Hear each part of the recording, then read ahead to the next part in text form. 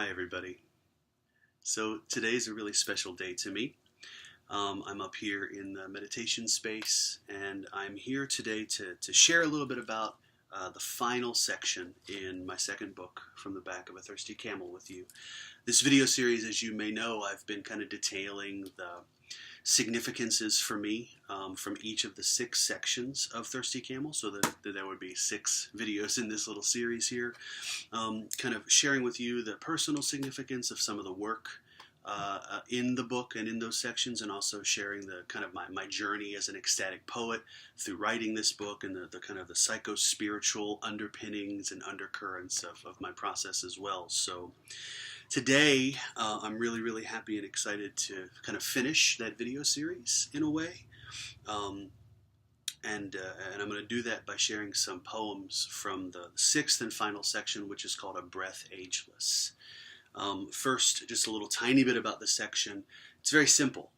A Breath Ageless is my conceptualization as a poet. This is the way I've decided to talk about love.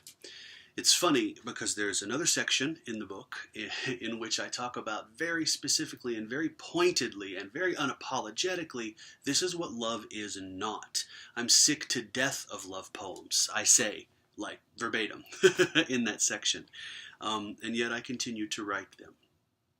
I think the reason is because those old love poems of yesterday are a bit of a skin that I feel like I've shed. At least I hope that's true as an artist. I'm kind of able to watch my evolution as a poet and as an artist through this process of writing and composing and creating Thirsty Camel. So even though I'm sick to death of those old, graspy, lustful, drippy love poems that I absolutely wrote in droves some years ago, I'd like to think that the poems in A Breath Ageless are a little bit different. They're maybe more transpersonal, a little bit more from the visionary standpoint, or at least from my essence, from a place of real grounded essence for me.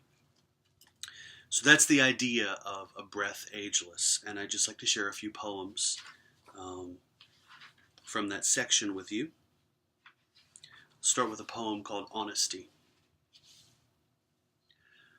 Last night, I was too drunk to tell you how I really feel.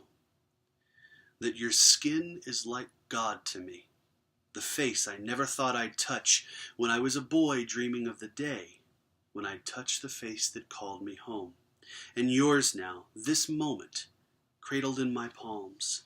I cannot imagine that I will hold even the face of my own child with more tenderness or loving kindness or awe. That your breath comes, expanding and contracting like the cosmos. An entire universe from birth to death is like one breath in the eyes of God. And there you were, in my arms, breathing the fire of the moment. A perfect mirror for all the lessons humanity has not yet learned. This is a poem called Kiss. The world, but more, the universe and God, whoever she is, are always on your lips when you speak, and when we sing together the songs we sang when we were young. But kissing you is more than both to me, as we breathe together, alive and free, like the sun on your face, soft and slow, but coming from a place that burns, like my heart for you in this moment.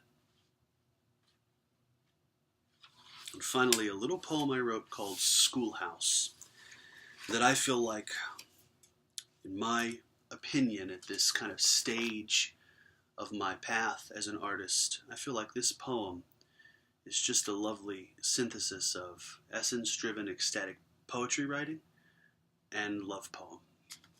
It's called Schoolhouse. I will be the student, and you the teacher, in the little red schoolhouse of our touching skin.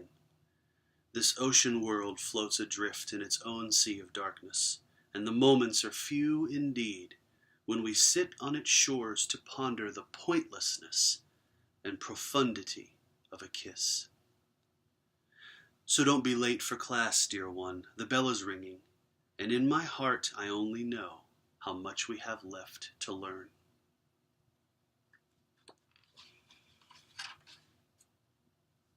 There's a lot more to each of these sections that I don't have time to share with you in these videos.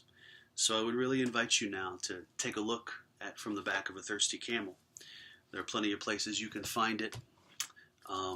For this time in my life, it's a great opus for me, mindful that the journey is far from over.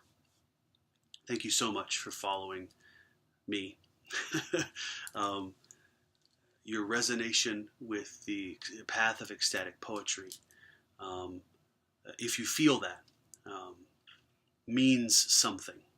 So I really invite you to keep following it. And I promise I'll do the same. Thank you. See you soon.